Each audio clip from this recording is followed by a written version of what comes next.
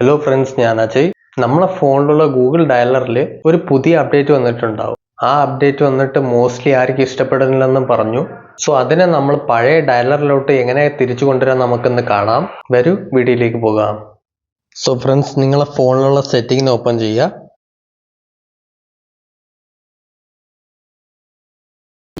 Open ചെയ്തതിനു ശേഷം കുറച്ച് താഴോട്ട് സ്ക്രോൾ ചെയ്തിട്ട് ഇവിടെ ആപ്സ് എന്ന് കിടക്കുന്നുണ്ട്, അതിൽ ക്ലിക്ക് ചെയ്യുക.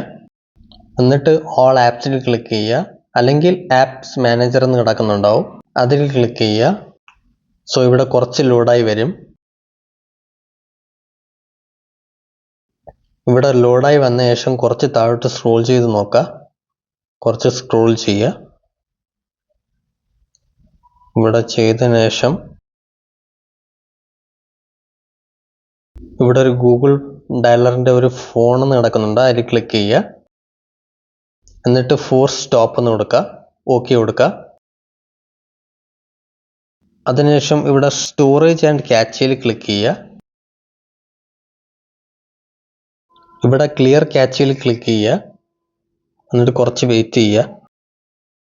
അതിനുശേഷം ബാക്ക് അടിക്കുക, ഫുള്ളായിട്ട് ബാക്ക് അടിക്കുക. അതിനുശേഷം ഇവിടെ നിങ്ങളെ പ്ലേ സ്റ്റോറിൽ ക്ലിക്ക് ചെയ്യുക. പ്ലേ സ്റ്റോറിൽ പോയിട്ട് ഇവിടെ ജസ്റ്റ് സെർച്ച് ചെയ്ത് കൊടുക്കുക, ഗൂഗിൾ ഡയലർ, ഗൂഗിൾ ഡയലർ,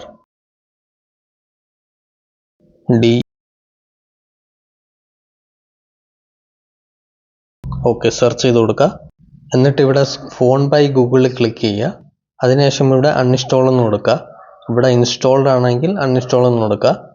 ഇവിടെ ചിലപ്പോൾ നിങ്ങൾക്ക് അൺഇൻസ്റ്റാൾ ആൻഡ് അപ്ഡേറ്റ് എന്ന് കിടക്കുന്നുണ്ടാവും, ചില പേർക്ക് അപ്ഡേറ്റ് ആൻഡ് ഓപ്പൺ എന്ന് കിടക്കുന്നുണ്ടാവും. സോ അൺഇൻസ്റ്റാൾ കൊടുത്തിട്ട് ബാക്ക് അടിക്കുക. അതിനുശേഷം ഡയലർ ഓപ്പൺ ചെയ്ത് ചേഞ്ച് ആയിട്ടുണ്ടോ എന്ന് ചെക്ക് ചെയ്യുക. സോ നമ്മളിവിടെ ചേഞ്ച് ആയിട്ടുണ്ട്. സോ ഇത്രയേ ഉള്ളൂ ഫ്രണ്ട്സ്. സോ ഈ വീഡിയോ നിങ്ങളെ ഫ്രണ്ട്സിനും കൂടെ ഷെയർ ചെയ്ത് കൊടുക്കുക, അവർ അറിയട്ടെ. ഓക്കെ ഫ്രണ്ട്സ്, ഈ വീഡിയോ ഒന്ന് ഇഷ്ടപ്പെട്ടാൽ ലൈക്ക് ചെയ്യൂ. ഇനി ഇൻട്രസ്റ്റിംഗ് കാര്യങ്ങൾ അറിയാൻ വേണ്ടി നമ്മുടെ ചാനൽ സബ്സ്ക്രൈബ് ചെയ്യൂ. ഇനി നമുക്ക് ഇനി ഒരു ഇൻട്രസ്റ്റിംഗ് വീഡിയോയിലേക്ക് കാണാം. അത്രയും ബൈ.